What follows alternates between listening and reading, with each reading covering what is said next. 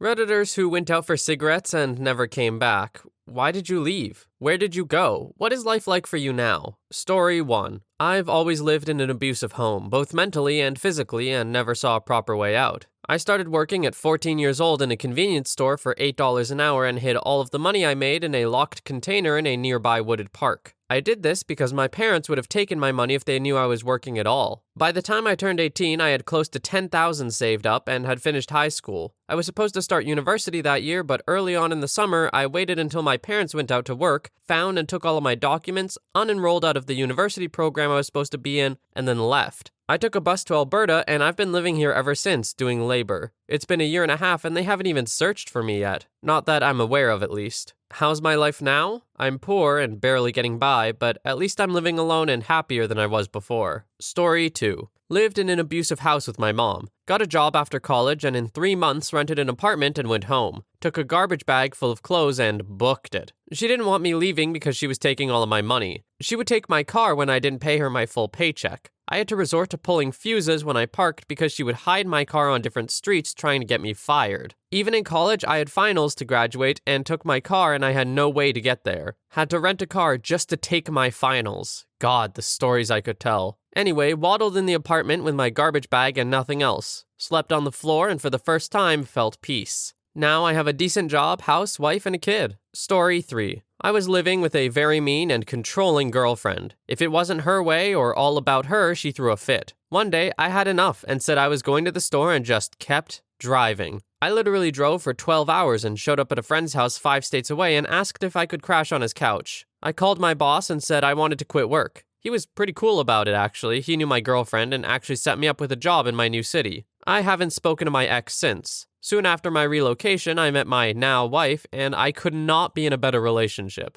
Best thing I ever did. Story 4. Just failed out of college. Moved back in with my dad. Things weren't going real well between us. I was depressed and not really going anywhere. I was angry at my dad because he came down on me hard, but I was mostly angry at myself, and his attitude toward me just kind of compounded it all. Anyway, one day after being out at a friend's house and hanging out all over the city for a couple days, I finally came home and things around my house were just tense. And I felt like nothing and like I would never get out from under this weight. So I just started packing some stuff. As I was leaving, I remember I was coming out of my room with a bag. This wasn't unusual because I would often take a bag with me when I'd be gone to a friend's house. But today, my dad was standing at the top of the steps just looking down at me. I remember very vividly him standing there with his hands in his pockets, kind of looking at me, then looking away, and he quietly asked, "Where are you going, son?" I just looked up like everything was normal and said, "I'm going to so-and-so's house." He nodded slowly. "When you coming back?" I shrugged slowly. "I don't know, Dad." Somehow he knew. I could feel it. I never came back home. Days turned into weeks and months and then years. I could tell he knew. It makes me so sad now when I think of it, like I tore his heart in two. He has never been a very expressive man, but I could just tell how sad he was. I needed this though. I needed to go off on my own and suffer the real world and grow up some. It still hurts my heart to think about him slowly nodding after I told him, "I don't know, Dad." Edit. I want to thank all of you for your kind words and even the ones calling me out for being selfish. Sorry if I worried you guys. All of the emotion you read was in me looking back on the moment. First, I'd like you all to know I have been in contact with my dad since I left. And things are pretty good. I left during a time when cell phones weren't popular and I spent a lot of time on the streets at first, with the only thing I owned being a car that I pretty much lived out of. Eventually, a good friend of mine had his family take me in and I spent years helping their family while kind of searching for what to do. During this time, I would periodically just speak to my dad and stepmom and mom and stepdad on the phone every few months. They knew I was alive and well. My dad never really brought up the fact that I'd left, and we just make sure I was doing all right. We just don't have a relationship where we express much. I think he understood more as time went on. See, he has this idea of how I should have progressed through life. I wasn't good at his plan, I was too immature. I left not because I was unhappy with him and what he provided me, but more so that I could stand shoulder to shoulder with him and make my own success. I just wasn't who he expected me to be, and it took a lot of growing away from him for us to both understand that. After a few years, I went to visit him in his office, and it turns out he had bought me a cell phone, my first. It was enough of a sentiment for me to understand that he understood what I needed. He just wanted to talk with me occasionally. I tell my dad I love him every time we talk. We live in the same town, so I visit him and my stepmom with my girlfriend when I can. They love her more than me. A lot of you took the time to write really heartfelt comments, so I'll take the time to reply to them later. Anyway, thanks guys. Story 5. I grew up in foster care, and all the homes I lived in were either abusive or run in a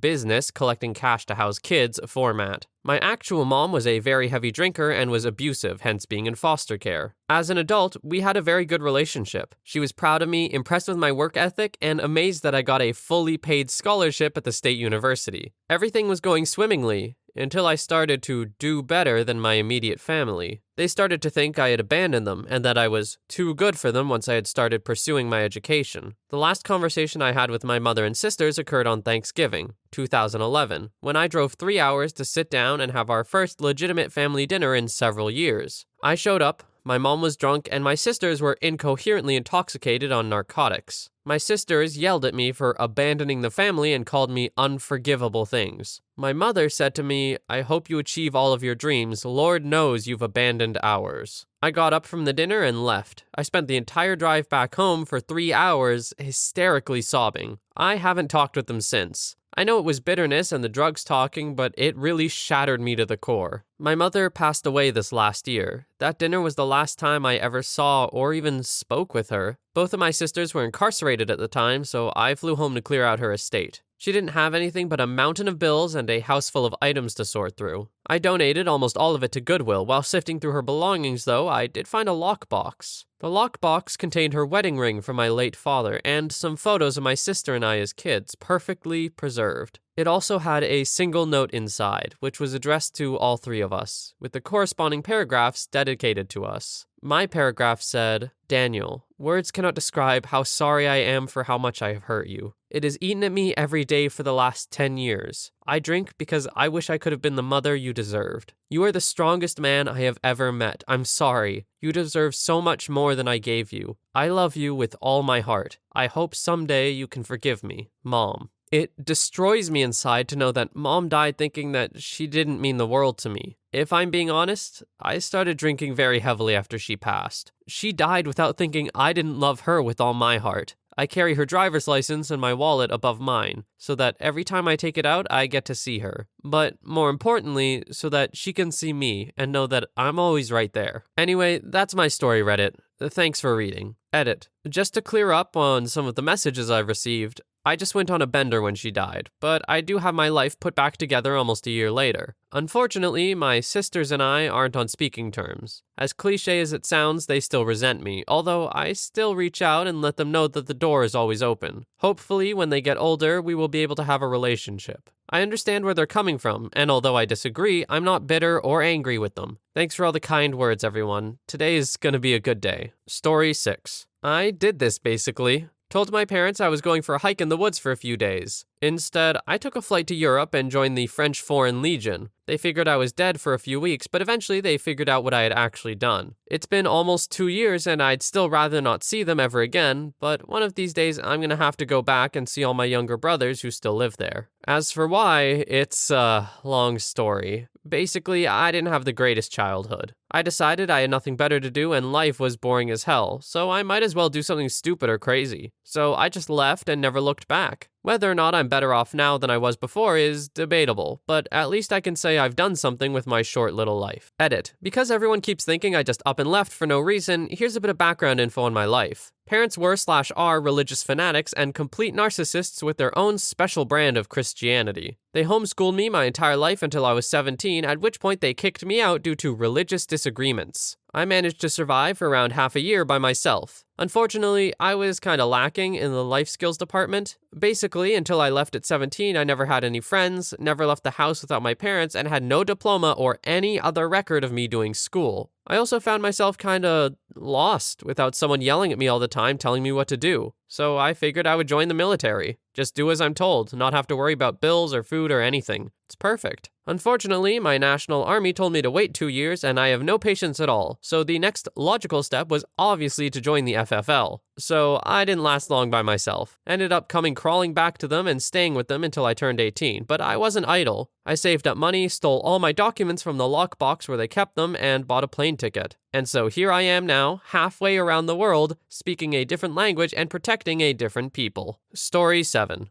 I left my abusive husband 7 years ago. I just walked out the door, never spoke to him again. I had squirreled away money for years because he controlled my income. He had this idea that I was miserable because we didn't have children, so to try to change that, he was assaulting me so I would get pregnant. He didn't know I was using birth control. I had resigned my job, so I just left. I couldn't bring children into that life. I went to live with my parents in a different part of the country. Now I live in a different country. I have a kind and loving partner and we have a daughter. I'm happy most of the time. My family don't tell people where I live in case he would find out. I don't know what happened to him, but I hope he's dead. Story 8. American that moved to Australia for 2 years. Got a girl pregnant, fell in love, saw her for the horrible person that she really was, but stuck it out. After the baby was born, I had to be sure he was mine. The test came back showing no paternal match. I confronted her, we fought, she swore up and down it was a bad test. Wanting to believe it, I scheduled another test for the 3 of us to go in.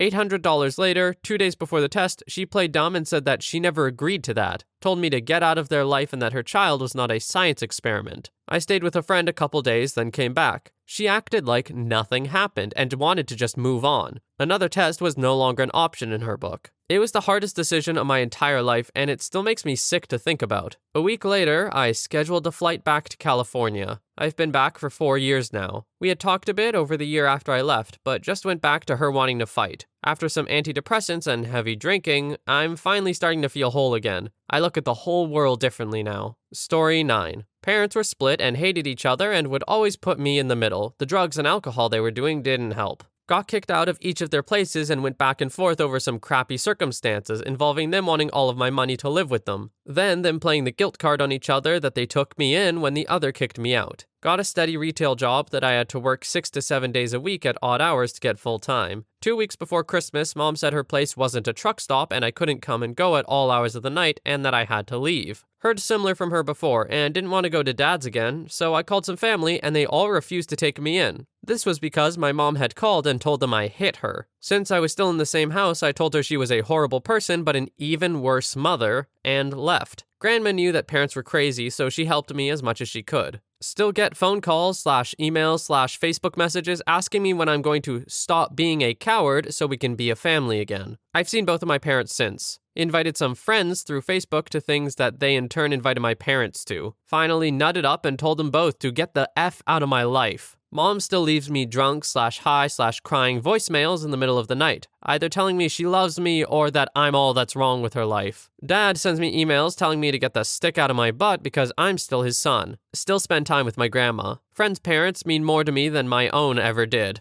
Now I've got a full-time job, an awesome dog, working on doing better in life in general, and I'm trying to move into a place solo. Blood is not thicker than water. Will never speak to either of them again if I can help it. No regrets. Story 10. Left my family close to 5 years ago to move to California to start a new life. I was 400 pounds, living a lifestyle of prescription drugs and drinking at 17 with my family. I was good in high school and even went to college early, but wasn't able to secure a loan there to continue past the first year. Dropped my crap life there and came here. It was really rough for a time, but I'm a lot better now. I had some help from my adoptive father, but paid my way aside from the ticket here. I live on my own now and manage an office selling printer parts and various other moneymakers online. I started my own business last year and have been paying out of pocket to continue school here because the college I went to back home wouldn't release my transcript. I've lost a great deal of weight and am away from any unhealthy addictions. My family is, for the most part, very cross with me. My mother died 2 years ago, nearly exactly. I had planned to go back for her birthday, tomorrow incidentally, in 2013, but she died 2 weeks prior. The only regret I have is leaving that door open. I like to think she'd be proud of where I went. Story 11. Mom cornered me in the bathroom after chasing me around the house, told me to punch her when I tried to leave, punched me instead. I said I'd call the cops. She said she'd do the same as she's done with my ex-stepdad. She would tell them I punched her, and it would be her word versus mine. Next morning, got into a broken Ford that was still in her name even though it was mine, went to get the oil changed, told the guy how long he thinks the car would make it, and he said I'd be lucky to make it a block. The car wouldn't go in reverse and among other things. All the same, I thought I'm only going forward, and 3 days later I drove from California to Maryland and spent about 5 years without contact. I reconnected, foolishly thinking that people change. People don't change. Last I heard from her, she wanted me to sign over my apartment in Russia so she could sell it and give me the money. I told her I'd happily sign it over, but she didn't need to pretend like she'd give me a dime. Like one of the top commenters here, I've also been working since the age of 12, albeit for much less than $8 an hour when I started, paper route, etc. Only reconnected because I have sisters, but the brainwashing she's done against me is done. Both sisters are suicidal, one is pregnant at 18, failing grades, and neither will take up my offers to help. I'm the pariah who left and traveled the world, but I'm a loser because, well, you know what? Screw this thread and screw you, Mom. Story 12. My father just walked out on us when I was 9. Walked out on everything. Racked up a load of debt before he went without my mother knowing through a gambling habit he had which we didn't know about until immediately after, and the hounding from the people/companies he'd borrowed money from. Some of them were the kinds of people you really didn't want to owe money to, and the next few years were kinda rough. To add to that, my mother got sick around the same time and ended up unable to leave her bed for a few years. I think the illness was caused or at least exacerbated by the shock of his leaving. Not going to lie, it was really rough. I ended up getting homeschooling as they were afraid that he'd show up and pick me up from school one day, and after a little while of that, my confidence was so drained that I avoided school as much as possible. Police were looking for him, and eventually found him after a year or two in a town 200-ish miles away. But he didn't want to get in contact with anyone, and nothing came of it. He was an ex-policeman, so I guess he knew what to say or something. Then, a few years later, we got a phone call from a lady who had found his address book, informing us that he had died, and she was looking for his next of kin. It ended with us traveling to where he had been staying, to find an elderly lady he was basically bleeding dry financially. Some of the stories he'd been spinning to manipulate people were incredible. People thought of him as a hero. He told them about how he'd started a new life after nursing his sick wife with cancer until she passed away. Or how my brother had been inspired by his story and was working as a doctor abroad. And in his fantasy, I had never actually existed. I can't really say I'm angry about it. I grew up afraid that I'd end up like him, but I think when you're exposed to something like that as a child, you can either see it as an example of how to live, or you can look at it and do everything in your power to avoid becoming it. Story 13. I've never left, but my brother has. One morning 2 years ago, I woke up with a killer hangover. Rolled over in bed, checked my phone, and saw several missed calls and a couple of voicemails from my mother and sister, along with a text message from my dad. Call me. The first voicemail was from my sister. Sobbing through the phone, she said, "For the sake of the story, let's call my brother Tom. Tom just tried to commit suicide. He wrote us all a letter and just call me, please." Whoa, this can't be real. Then my mom's voicemail. "Tom attempted suicide last night, and we haven't been able to reach him, but we suspect he might be heading your way. If you see him, call the police. We need to make sure he's safe." Oh crap, this is definitely real. We all somewhat suspected depression from him, but this was unexpected. Anyway, I got out of bed and put some clothes on. I open the blinds and I peek out the window, as if on cue, Tom's crappy old 96 four-door. He was flustered, barely spoke to me, but he told me he was leaving for California. Refusing to turn him into the police, I bought him lunch, filled up his gas tank, and then I gave him all of the $26 I had on me and wished him the best of luck. He was back home within 2 weeks, remorseful and embarrassed. I'm glad he's back. Story 15. Well, this isn't me, but a friend of my dad's. Friend or drinking buddy. They're both pretty bad alcoholics. Anyway, we'll call him Derek. Derek and my dad met when I was around 10 to 12 years old. They became best friends/drinking buddies, and he would spend every day there. Derek was also Scottish and immigrated sometime around 2003, I think. Derek owned the local corner store, had to declare bankruptcy, and moved to the city. Fast forward about 8 years, Derek is unhappy with his life and has gotten in touch with an ex-girlfriend in Scotland. Derek leaves his wife of 25-ish years, son and daughter, and 3 grandchildren all behind. But didn't actually leave them formally. Nope.